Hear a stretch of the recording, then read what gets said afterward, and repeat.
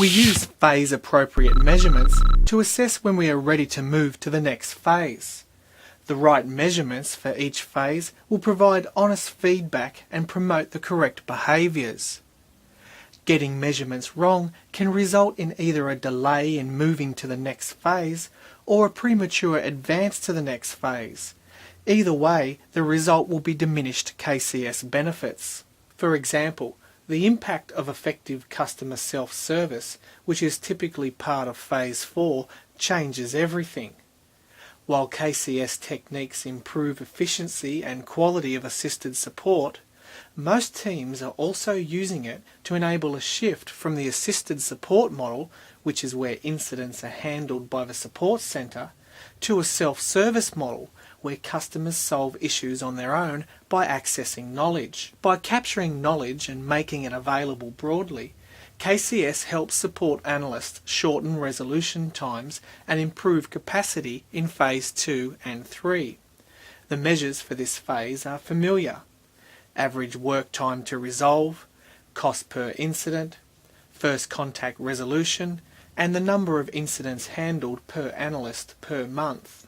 At Phases 2 and 3, trends in these measures accurately reflect improvement, but the picture changes dramatically in Phase 4, however, as customers gain access to a well-developed knowledge base. Customers help themselves to information earlier in the exception process. Many of their questions and concerns are answered quickly and on demand without support centre assistance or the need to escalate. If we are successful in promoting customer use of self-service and customers are successful in finding what they need, then traditional metrics like average work time to resolve, cost per incident, and the number of incidents handled per analyst per month start to head in the seemingly wrong direction. And from a great result in Phase 3, where traditional measures show dramatic improvement, to a point where every traditional measure seems to be going the wrong way. But the customer productivity and support experience is vastly improved. So what's gone wrong? Nothing. Phase 4 simply needs different measurements. Customer use of and success with self-service, product improvements based on patterns in the knowledge base, and the positive impact on the customer and employee loyalty become the key indicators of the support organisation's health and value. This is because customers are solving known issues through self-service. Therefore, the traditional transaction-based measures will go the wrong way. And this is a good thing. It's a sign of success.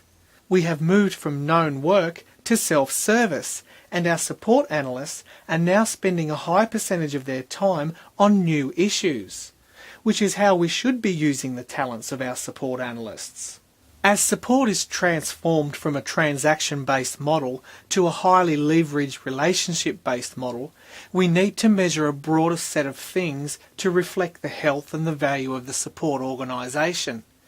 A clear understanding of these dynamics and an accurate interpretation of the measures is key to successful implementation of KCS initiatives. How we measure the benefits and the nature of those benefits change as we move through the KCS adoption phases.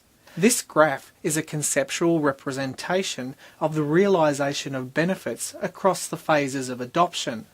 Along with the changes in the measurement system, there are also changes in how we think about and implement the KCS practices as we move through the phases of adoption. The majority of the practice and technique definitions that follow are described in the context of Phase 2 adoption and Phase 3 proficiency. At times in discussing these practices, we will make distinction between what the practice looks like in the early phases versus how the practice will appear in Phase 4, the leverage phase.